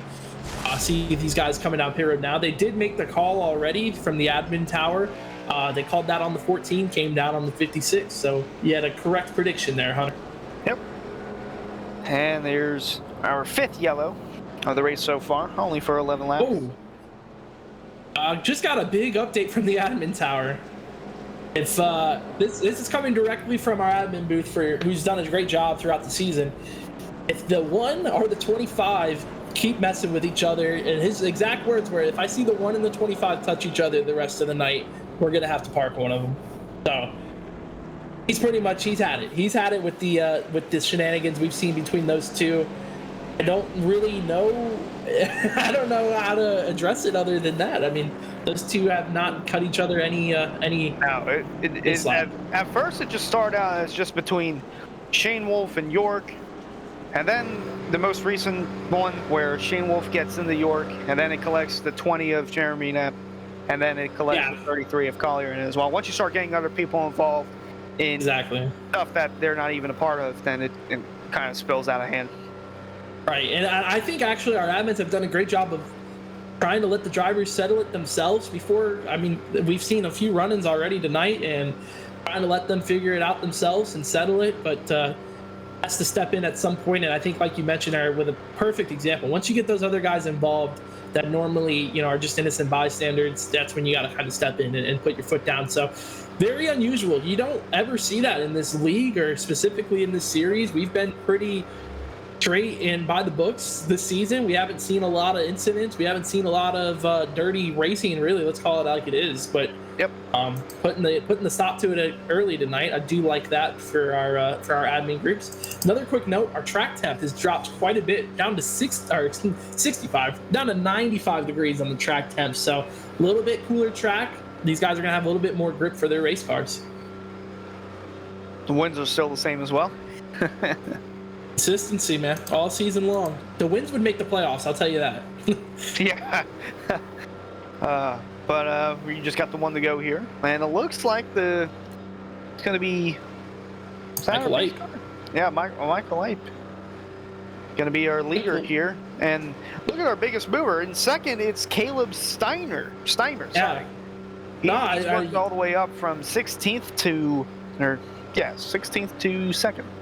Yeah, I think it's been quite the drive for that 36 machine tonight.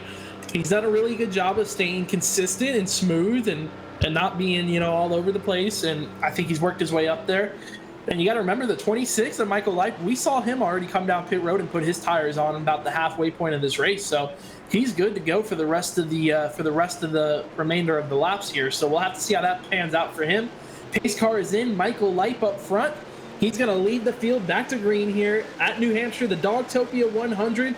We just have 32 laps to go. Look at that mess going down into turn 1. Yeah, they're about 4 wide going into turn 1 in the back. Still 3 or 4 wide back there. They're fanning out all over the place. You see the 1, the 25. Oh, and there they go. The 34 and the 98 going into the inside wall. Collecting Ed Morris as well. Caution again, man. This is a tough track to pull the cautions out.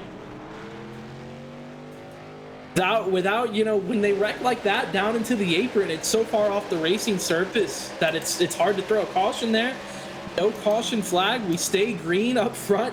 Michael Light, Caleb Steiner, Cliff Mullins. How about that for your top 3? was just gonna say we haven't seen a lot of these guys up here. It's a 34 of Rick Ward still. She's struggling to get back. That car is really, really tore up. You'll see it here on the replay.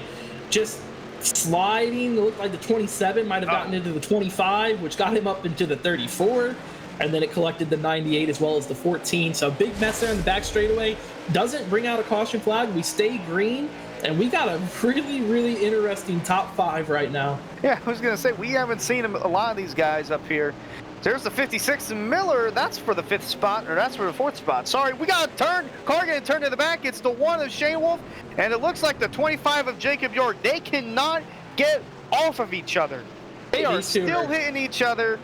The 1's getting turned now. The yellow's back out. Someone's getting parked. Yeah, this is the 25 of Jacob York. That's going to be the end of this. I don't think this admin's going to let this go on for too much longer here. No. To see these two racing with each other, I don't know what happened. We'll watch the replay here. The 25 is looking high on the 1. And looks like a 3-wide move there. Yeah, Sebastian Taylor in the 27 gets into Jacob York, and he just gets into the 1 there. Does that put the admin in a tough spot or what? And then you had a little incident in the back there. The 40 Robinson gets into the back of Jeremy Knapp in the 20. We're riding on board with Josh Collins, who's right behind of all of this. As you see him avoid the 20. Boy, turn 2's been crazy for Josh Collins tonight. Oh, he did get a little bit from the 20. Man, he cannot get out of trouble. I'm really interested in seeing what the admin's going to call. Yeah, that's exactly what I was going to say, man. I feel bad for the admin tonight because that's a tough one. I mean, you saw he clearly laid it out. You cannot make any contact. We didn't want to see that happen. Was that necessarily either one of those drivers' faults? I don't know. They were 3 wide. The 27 and the 25 made contact, which sent them into the 1. And as soon as those two touch each other, it's like a firecracker going off. I'd also like to point out our fastest lap of the race has changed to a 33.100 from Matthew Robinson, who was also involved in that last caution just a little bit. But yeah, the 27 of Taylor. It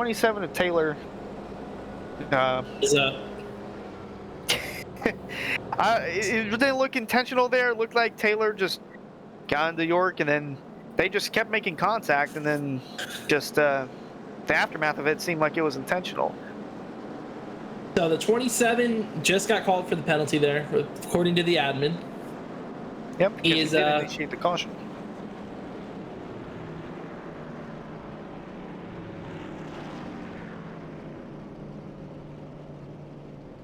Yeah, the 1's radio communication has been muted by the admin because, like I was saying, once those two got together, it was like a firecracker went off. And Extreme Motorsports has a pretty strict policy against language, calling out other drivers, stuff like that over the driver's radio. So that's the reason for the 1's mic getting muted.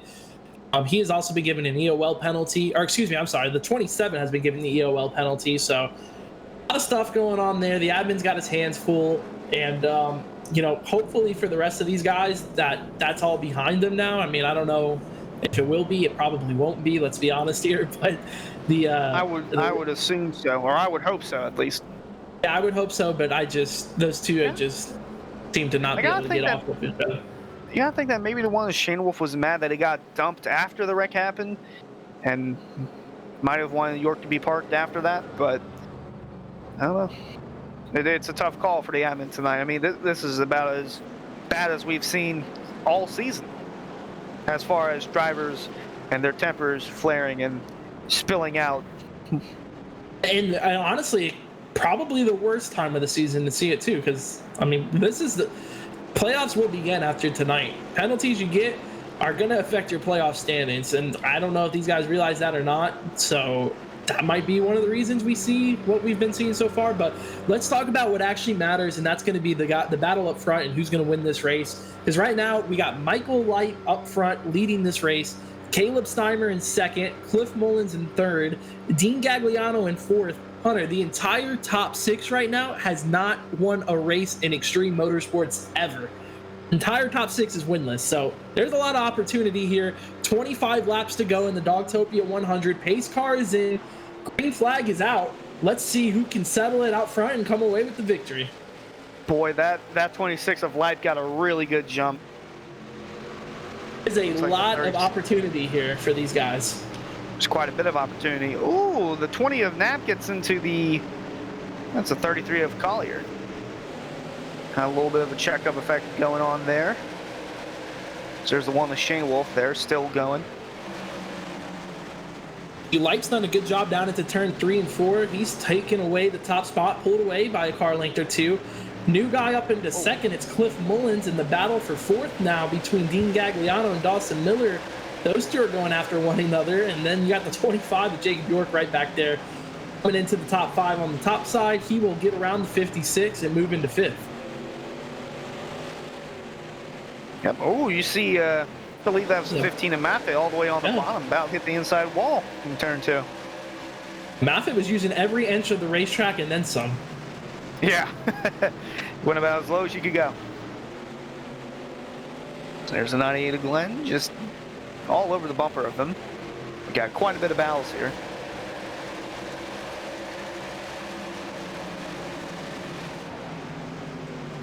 Take a look at it from the helicopter. I just been see the 33 of Collier. Collier just going way up high.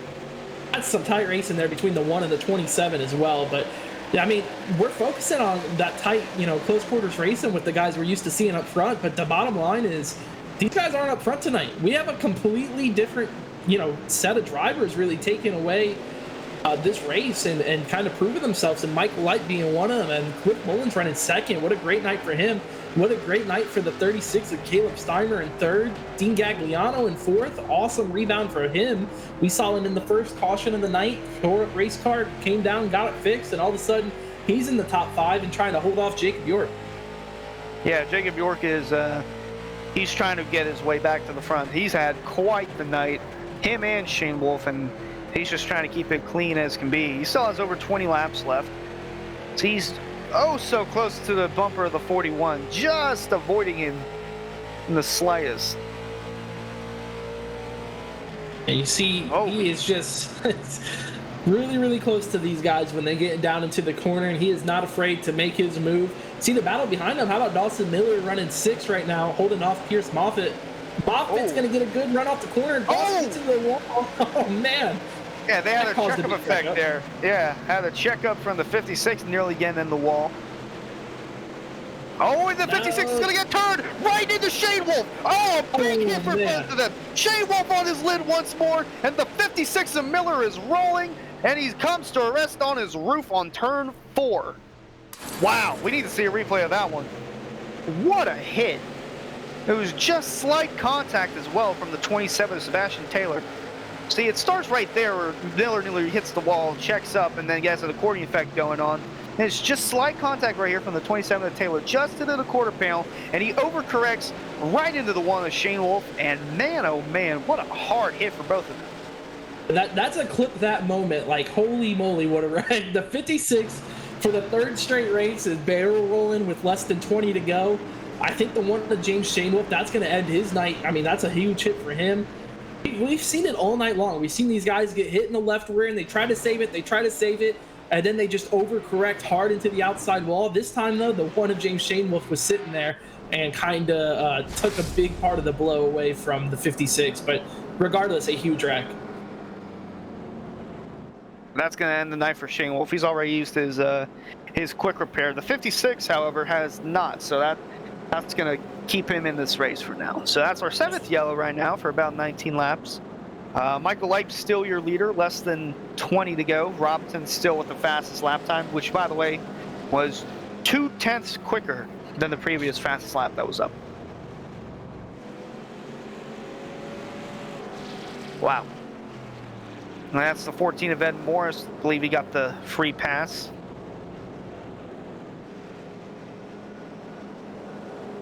That's interesting. So there you see on the left, or on the left side of the screen, right next to the driver name, how many pit stops these guys have made. Michael Leip's only made 1, along with Dean Gagliano. Mullins and Steimer have made 2. Jacob York has made 3. Leipzig, you got to remember, that pit stop came halfway through the race. Indeed, it was halfway through the race, and it's his first start in the Rick Santos Late Model Series. So this is a really impressive showing right now for Michael Light. So up front, you got Michael Light, who's making his first start of the year. You got Cliff Mullins, who is made, I think, every race this season and has done a really, really good job at improving and getting closer to the front and closer to the front. He's in second.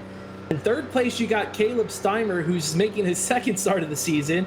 You got Dean Gagliano in fourth, who's also making, I believe, his third or fourth start of the season. I believe it's his third start of the season. Yeah, his fourth start of the season for Dean Gagliano. That top four are relatively new faces to this league, and they have never won a race in Extreme Motorsports, and they are about 15 laps away from trying to get their first victory of their career. Yeah, but then right behind those guys, you have last week's winner, Jacob York, who's had quite a night tonight, and it would be an insane way to cap it off with a win here. So he was slowly creeping his way through the field, passing Pierce Maffitt there. So we see on the left, our biggest movers of the race, it's Caleb Steimer. He started all the way back in 16th. He's up to third right now. Well, as we've seen it go back and forth, Dean Gagliano has moved up quite a bit as well. He's up 6 spots from the start. Johnny Collier started back 15th. He's cracked the top 10. He's had an up and down race as well. A lot of these guys have had up and down race. I think one of the few guys who haven't really had the up and down race that you're talking about are the guys we see in the top 3. So I think if you're trying to figure out what you need to do to get the job done in the late model series, pretty much stay consistent and stay under the radar, and you'll find yourself towards the front with the end of the with about 15 laps to go. Michael Light, Cliff Mullins on the front row here. When the pace car pulls off, we're going to get the green flag with 16 laps to go here at New Hampshire for the Dogtopia 100. It's been a long one.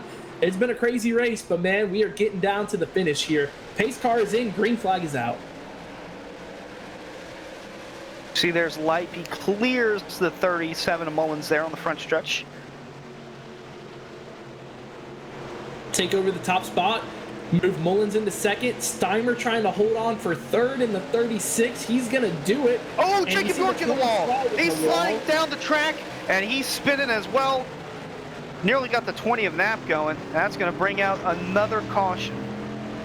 And, you know, we'll have to see what happens here on the replay, but this is exactly what the top 3 want to see. The guys on older tires, you see 25 gets up into the 15. Collects the 40 of Robinson. Yeah, Jacob York, he is trying to get all he can as we're around on board with Robinson here, who's caught up in that. He tries to clear himself in front of the Moffitt machine and just wasn't quite there. And then Robinson here, you see, boom, just a Jacob York car just slamming right next to him. Oh, and a hard hit into the inside wall.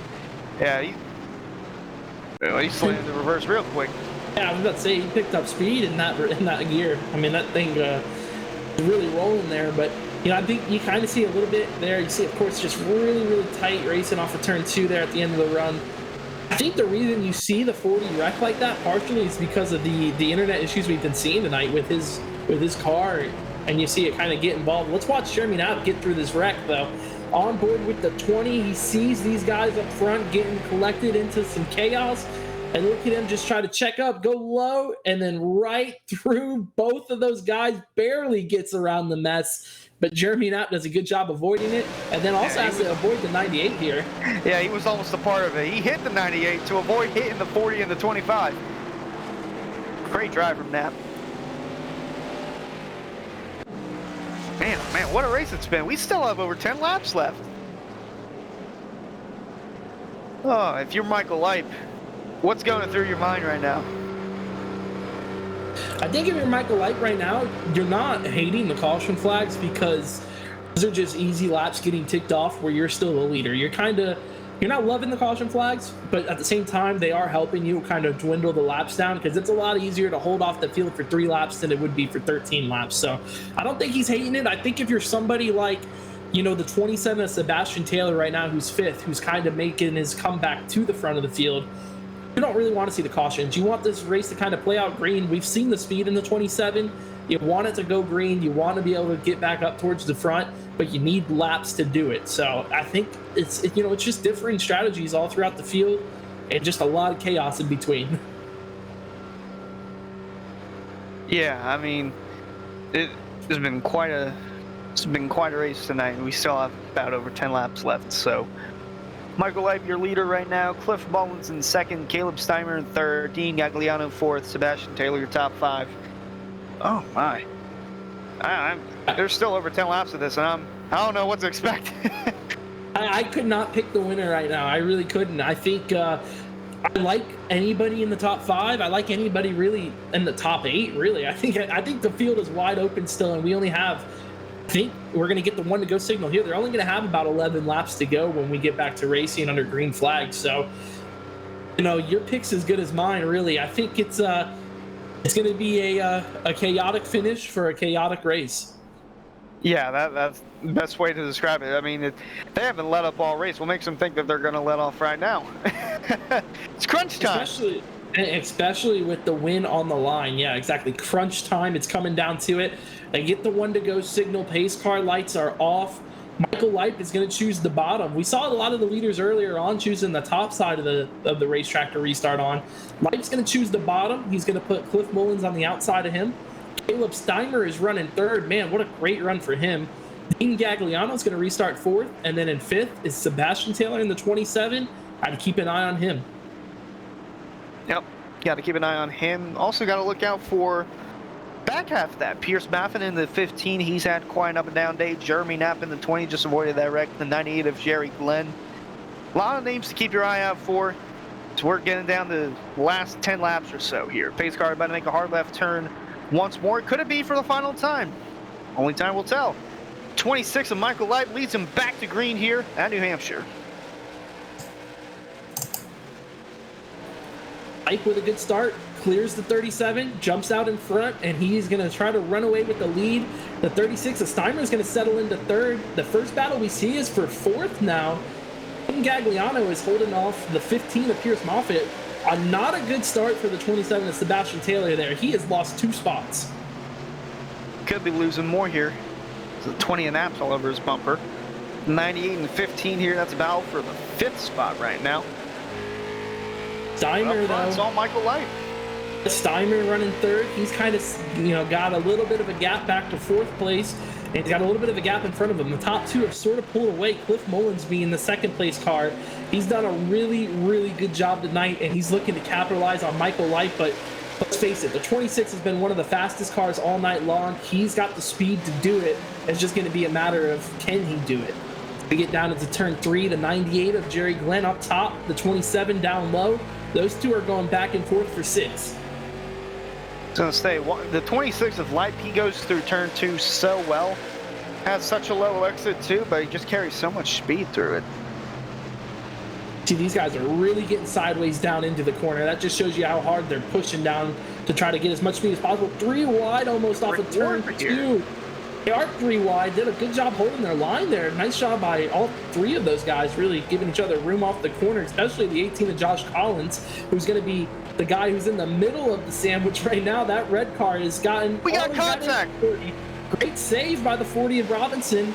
Man, and this is outside of the top 10 almost. I mean, these guys, it's just been a chaotic slugfest kind of night.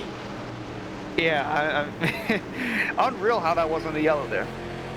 Yeah, they did a good job corralling their cars and saving it. Now you got Sebastian Taylor. Terrible restart for him, man. Lost a lot of track position. He's trying to get back up towards the front. The 98 of Jerry Glenn, he's had a pretty solid night, but a lot of damage on that race car. I think that's affected him a little bit as the top 5 is kind of broken away. But up front, big lead now for Cliff Mullins. He's stretched it out to just about a second. 6 laps to go. Oh, I think you mean 7 Michael laps Lipe. to go. I apologize. Michael Lipe has stretched out the lead over a second on Cliff Mullins, or about a second on Cliff Mullins. See the battle for third there, heating up as Steimer trying to hold on to whatever he can. 41 of Gagliano closing in. I mean, this top 5 is completely, I don't think we've seen a lot of these guys up front much of the season, and a lot of that just due to them being newer to the series. Cliff Mullins, though, he has had a really, really consistent season. He's been here since the start, and man, what a second place it would be for him if he can get the job done. Got a battle back here between the 27 again and the 98. That's for six. Those two are really going after each other. Just a 40 down there in the apron. He had to come down pit road. A little curious. Yeah, he went down pit road. He didn't have enough fuel to make it to the end of the race, but I think he had stayed out, though, for longer than anybody. So I don't know exactly why he came down pit road, but the 40 is back out now. He's one lap down. Up front, the 26 is pulled away. Battle for second, potentially. Caleb Steimer in the 36 is looking to take away the second spot. Yeah, that 37 of Mullins has fallen off quite a bit here in these last few laps. Light has stretched out his lead to well over 1.5 seconds, and it could be closer to 2 seconds now.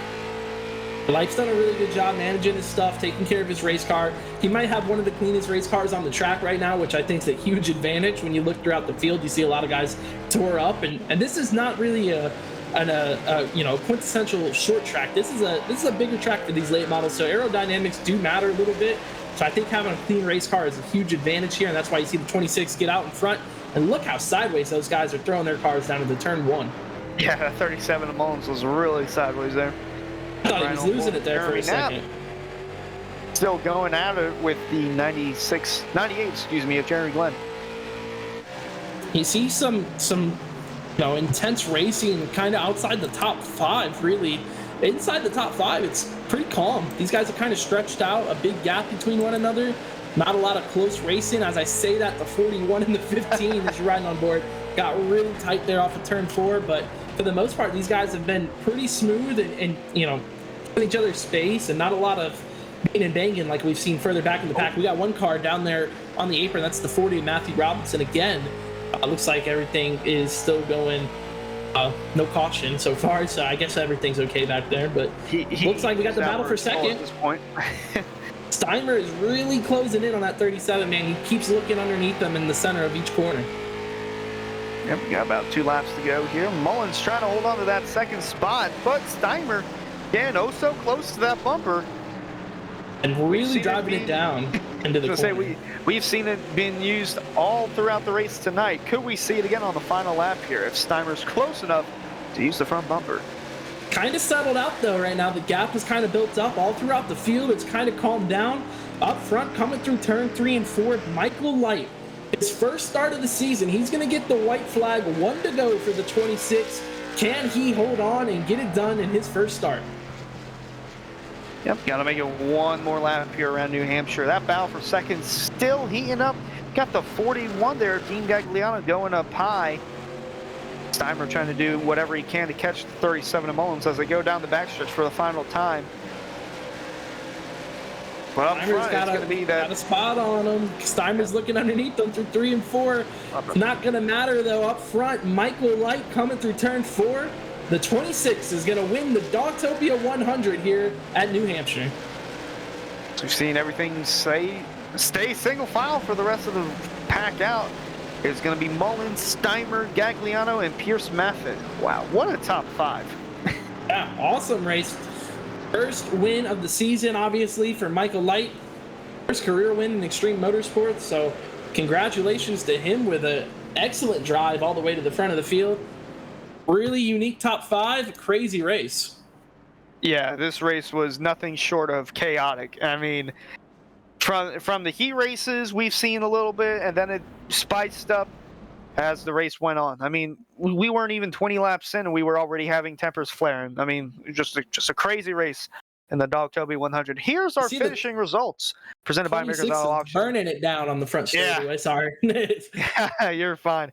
America's Auto Auction, Western Michigan, providing the leaderboard here, or the finishing results, rather. Michael Light in the 26 car gets the job done. His first ever start in the Rick Gonzalez Late Model Series. First win in Extreme Motorsports. Congrats to him. There you see his cousin, Jacob York, on the front stretch, celebrating with him. So there's Cliff 26, Mullins. Yeah, 26 gets the victory. The 37 of Cliff Mullins going to come home second. Great job by Cliff, his best finish of the season. Caleb Steimer is going to finish third in his second start of the season, so also a season best for Caleb. Dean Gagliano is going to finish 4th. Pierce Moffitt will finish 5th. Jerry Glenn's going to come back and get a 6th place finish tonight. Sebastian Taylor finishes 7th. 8th is going to be Jeremy Knapp. 9th is going to be Jacob York. And rounding out the top 10, another top 10 for the 33 of Johnny Collier. Then here's your back half of the field here. Zed Morris going to finish 11th. Josh Collins, 12th. He had quite a night. Rick Ward, all over the place, 13th. Dawson Miller had quite the tumble at the very end, going to come home 14th. Matthew Robinson in the 40 had a little issue there at the end. He finishes 15th. James Shanewolf, one of the big names here, coming out of New Hampshire, but not on the right reasons. Going to finish 16th. And then Jeremy Ringney had a quick end of his night. Going to finish 17th. So, of course, we're going to get a chance to talk to our top 3 finishers. So let's go ahead and get that started with the number 36 of Caleb Steimer. Caleb, you brought it home third, man, and your second start of the year. How about it? I got to love it. Yeah, I mean, you did a really, really good job staying consistent. You got to the front. Kind of talk us through your race a little bit. Yeah, I mean, I got to love it and do it somehow. Did a good job, man. You were able to get home in the third spot. Congratulations. Is there any special shout outs you want to give? I got to thank Iron Tracks and my paint shop and basically iRacing for making this. All righty, man. Well, we'll let you go celebrate. Congratulations on a third place finish to the 36 there of Caleb Steimer. A little bit at a loss for words, it sounded like. I'm not really sure. But we'll go ahead and get second place now, the 37 of Cliff Mullins, his best finish of the season. You brought it home second, Cliff. How about that 100-lap race at New Hampshire, man? Talk us through your night and all the chaos. I mean, I was just trying to keep it in one piece. Got lucky. A lot of these fast guys ended up getting tore up the whole time, and right there towards the end, I had a pretty decent run, trying to get him on a restart. I knew that 26 was going to be fast. He was fast in practice, and I knew we were going to be about a couple of tenths off, so I knew I only had probably 1 or 2 laps to have a chance to do anything with him, and just didn't have it. Just didn't have enough speed, but got into defensive mode right there and drove the wheels off of it, trying to keep second anyway. Yeah, well, you did a really good job, obviously. And like you said, you were kind of driving defensive, trying to hold down the second spot, able to hold off the 36. Kind of talk us through your year, man. You have been slowly but surely closing in on your first win, it feels like. Every week you seem to get a few spots better. Is that just the time you spend in these cars throughout each week? Is it practice? What's kind of been the biggest, advantage you felt like that you've improved on?